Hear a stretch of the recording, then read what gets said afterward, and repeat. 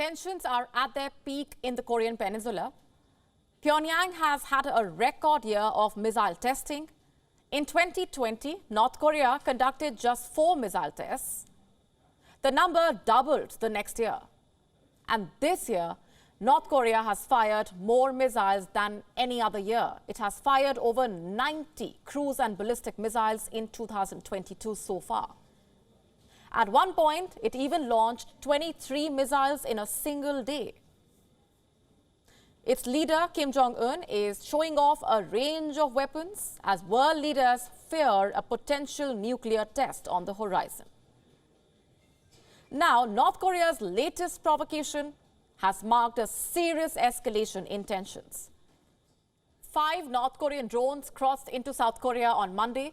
The North Korean drones were first spotted over the northwestern city of Gimpo, but flew over several other cities, including the capital Seoul.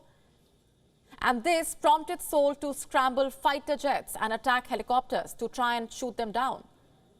Despite a 5-hour pursuit, the drones reportedly all returned to North Korea.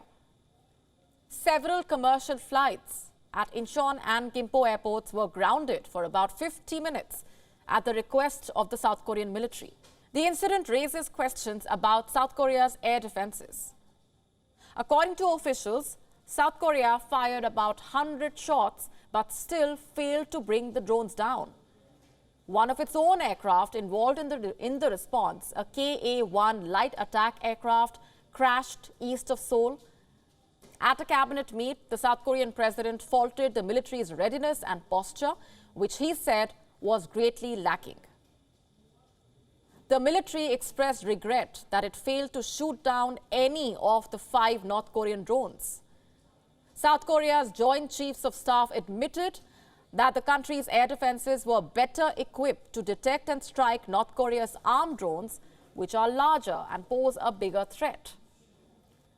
The South has vowed to boost its air defenses, including establishing a special drone unit. And what followed was unprecedented. A day later, in a tit-for-tat move, Seoul also sent drones across the border into the north.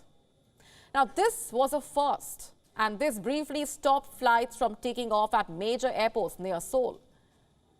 The North Korean leader Kim Jong-un, meanwhile, opened a key political meeting, touting North Korea's increased power in quote-unquote all fields: military, economy, politics. It's not clear what North Korea intended to accomplish by sending the drones.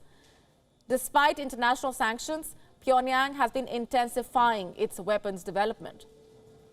Kim Jong-un says he wants his country to have the world's most powerful nuclear force. He even declared the country an irreversible nuclear state this year. Earlier this year, the North Korean leader also warned that his nuclear forces are fully prepared for an actual war. Monday's incursion was the first time in 5 years that North Korean drones entered the South's airspace. The two Koreas technically still remain at war. In June 1950, 75,000 troops from the Communist North began an incursion across the 38th parallel, the boundary between the North and the South. U.S. troops supporting South Korea joined the war in the following months, and North Koreans supported by China and the then USSR were pushed back. A bloody stalemate followed, and an armistice was signed in July 1953. 5 million troops and civilians lost their lives in the conflict. I repeat, the war ended in a ceasefire, not a peace treaty. South Korea still has the U.S. by its side, and the North continues to enjoy support from China and Russia. The situation continues to remain fragile. It has been a year full of provocations and war rhetoric. Could a small mistake resume the Korean War? And can the world afford another war while one rages in Europe? WION now available in your country. Download the app now. Get all the news on the move.